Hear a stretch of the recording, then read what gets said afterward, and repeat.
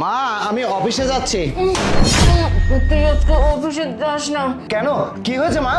আর তোমার মুখে এগুলো কি, কে লাগিয়েছে এগুলো? হ্যাঁ বাবা আর বলিস না, বৌমা না আমার মুখে এইভাবে টেপ মেরে দিছে।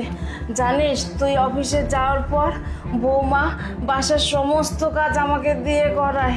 আমি এত অসুস্থ, তারপরও আমি যদি কাজ না করি না আমাকে অনেক নির্যাতন দেয়, তারপর খারাপ ব্যবহার করে, ঠিকমতো খাবার দেয় না। আরেকটা কথা জানিস কিভাবে যে বলবো। আচ্ছা ঠিক আছে, তুমি এক কাজ করো, ওরা বাসায় আছে না?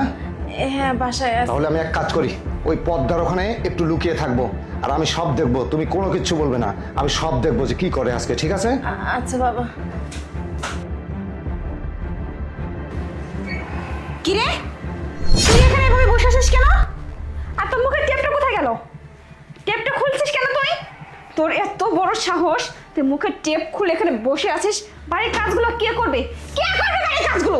হ্যাঁ বৌমা দেখো না বেবি কি শুরু করছে, দেখো একবার খালি দেখো। বলে গেছি বাড়ির সমস্ত কাজ করতে, তা না করে এখানে বসে আছে, আবার মুখের টেপটা দেখো খুলে ফেলছে। কি করবো বলো থেকে? আরে এইভাবে তো ঠিক হবে না, তুমি কয়েকটা লাগিয়ে দাও না। লাগাতে তো হবে, তাহলে বুঝতে পারবে কত ধানে কত চাল। ভালো করে বলতেছি, ভালো কথা বুঝিস না নাকি তুই? তোর কানে ঢোকে না? তোকে যে 3 বেলা খেতে দেই আমি, এটাই তো তোর কাছে অনেক ভাগ্যের ব্যাপার রে। আর তুই কাজ না করে এখানে বসে আছিস। হ্যাঁ আমি আর আমার বয়ফ্রেন্ড কি খাবো দুপুরে? সেটা রান্না করা হয়েছে? রান্না তো করা হয়নি, এখানে তো গ্যাস মেরে বসে আছিস। বৌমা আমার শরীরটা না আজকে অনেক খারাপ, আমি আজকে কিচ্ছু করতে দেখছো? পারবো না। চিন্তা করো, মুখে মুখে কথা বলতেছি আবার। বুঝতে পারতেছো কোন লেভেলে চলে গেছে? আমি তোমাকে বারবার বলছি কি একটা ব্যবস্থা করে, তুমি তো বলো যে না। আরে আমি তো একটা টার্গেটে আছি, তাই না? তুমি তুমি কি করতেছো? তুমি বাসায় থেকে তুমি ওকে ঠিক করতে পারতেছো না? আরে একটা লাগিয়ে দাও, তাহলে এমনি ঠিক হয়ে যাবে। আমি তো দেখো। লাগিয়ে তো দেই, তারপর লজ্জা নেই, বুঝো না? লজ্জা থাকলে এখানে বসে থাকতো না, কাজ করতো। এই তোর লজ্জা সম্বন্ধে কিছু নেই, বসে বসে 3 বেলা যে গিলিস, গিলতে লজ্জা করে না? হ্যাঁ কাজ না করে খাস কি করে? ওঠ, যা ওঠ, ওঠ, যে চা কফি বানা, যা রান্না কর, যা। দাঁড়াও মা। আরে তুমি না অফিসে চলে গেলে, তুমি এখানে আসলে মা বসে বসে বুঝছো, মানে শরীরটা অসুস্থ হয়ে যাচ্ছে, তা বললাম যে একটা হাঁটা চলা করুন, এই জন্য উঠাই দিচ্ছিলাম বুঝছো। মার তো বসে বসে দেখো না শরীরে ডায়াবেটিস ধরে গেছে, তো বলছি হাঁটা চলা করে আসো, এই আর কি। হ্যাঁ ওখানে ওই যে টেপটা এখন পর্যন্ত পড়ে আছে, না না না ওই টেপটা মায়ের মুখে এখান থেকে ওই পর্যন্ত লাগানো ছিল। না, তার মানে তুমি মনে করেছো আমি কোনো কিছুই বুঝিনি? না মা, আমার মাকে প্রতিনিয়ত তুমি যে কষ্ট, যে নির্যাতন করে যাচ্ছ দিনের পর দিন, সেটা আমি কখনোই বুঝতে পারিনি।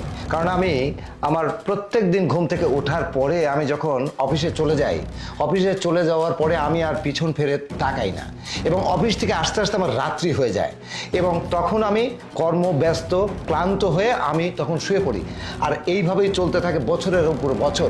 কিন্তু তুমি আমার মাকে প্রতিনিয়ত এইভাবে যে অত্যাচার করো, আর তারপরে এই যে সুন্দর একটা ছেলে, ভদ্র একটা ছেলে, মানে সম্ভবত বয়ফ্রেন্ডই, তাই তো? মানে শোনো, যাই হোক আমাকে বলতে হবে না, আমি বুঝে গেছি, আমি বুঝে গেছি। আমার মা আমাকে যতটুকু বলেছে ঠিক সেইটুকু আমি বিশ্বাস করে আমি পর্দার ওখানে লুকিয়েছিলাম।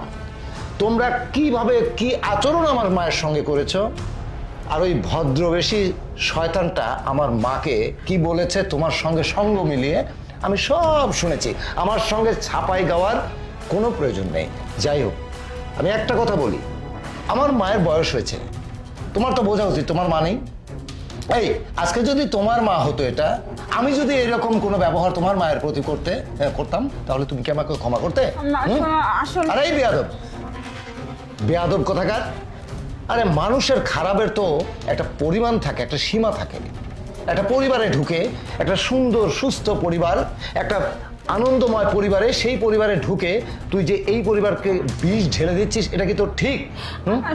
একদম চুপ, কোনো কথা শুনবো না আমি তোমার। শোনো, আমি ভদ্র, যার কারণে এখন পর্যন্ত তোমার গায়ে হাত ওঠেনি। আর এই ছেলে, তুমি যদি এখনো বাঁচতে চাও না, ভদ্রভাবে এখান থেকে বের হয়ে যাও। আমি যদি মাজার বেল্টটা খুলি না, তাহলে একবারে শেষ করে দেবো, যাও।